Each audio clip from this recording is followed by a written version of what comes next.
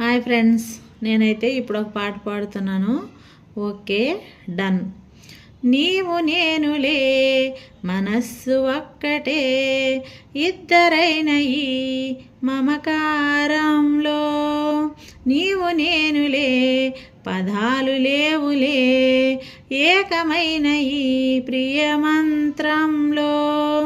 నా గుండెలో కోకిల నీ గొంతులో పాడగా, నా జన్మవో పూల నీ కొమ్మలో పూయగా.